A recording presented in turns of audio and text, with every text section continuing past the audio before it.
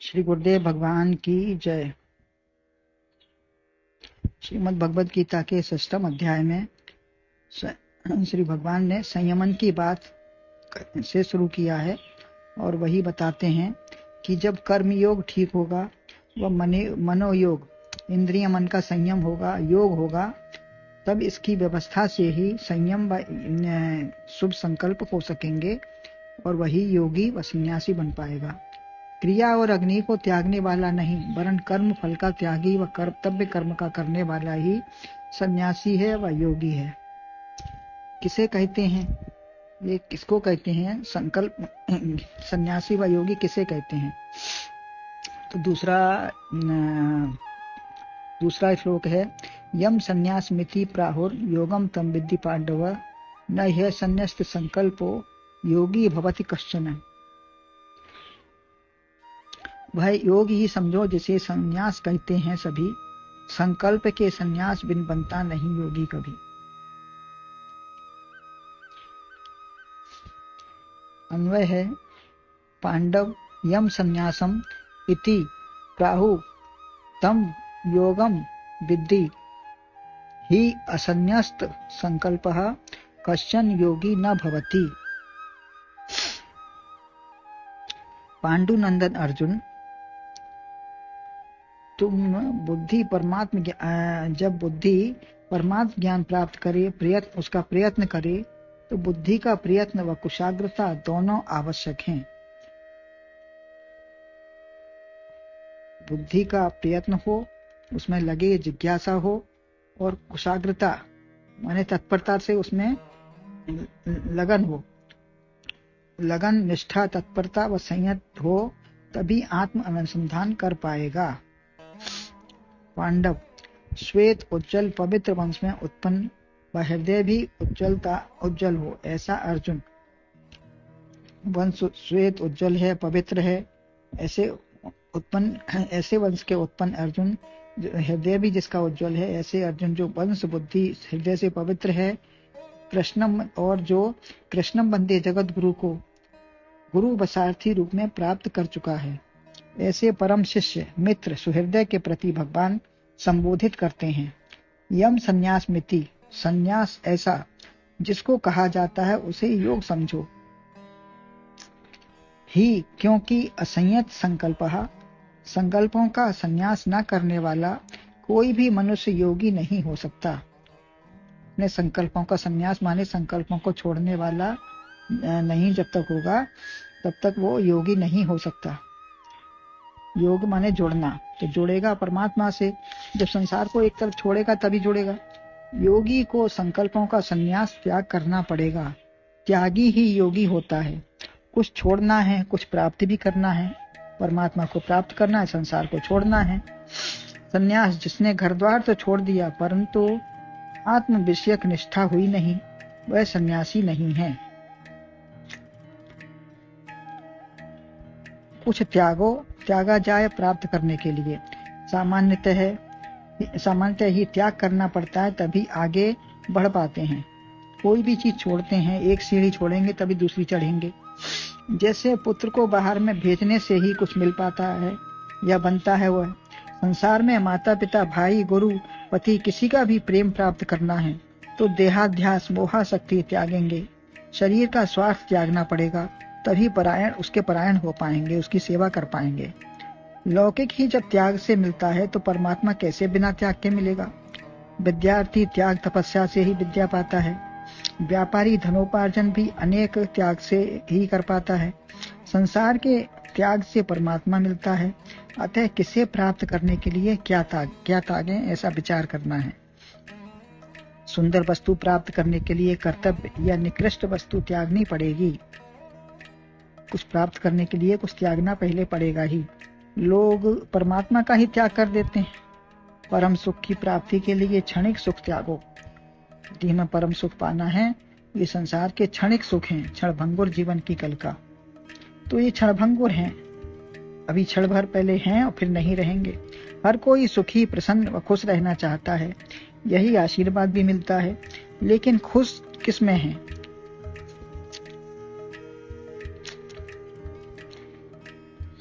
निद्रा से तमोगुण, यदि निद्रा से तमोगुण में जा रहे हैं, धन से राजसी हो रहे हैं, ज्ञान सत्कर्म से सन्मार्ग मिल रहा है, साधन मिल जाए, यह सतोगुण वृत्ति है। परंतु तीनों सुखों को त्याग कर परम या आंतरिक आत्यंतिक सुख, शाश्वत सुख को प्राप्त करें। धूल उतरे तभी सुखानुभूति होगी। ये संसार रूपी धूल कीचड़ उतरेगी तभी सुख की अनुभूति हो पाएगी। कुछ गलाओ तभी कुछ मिलेगा।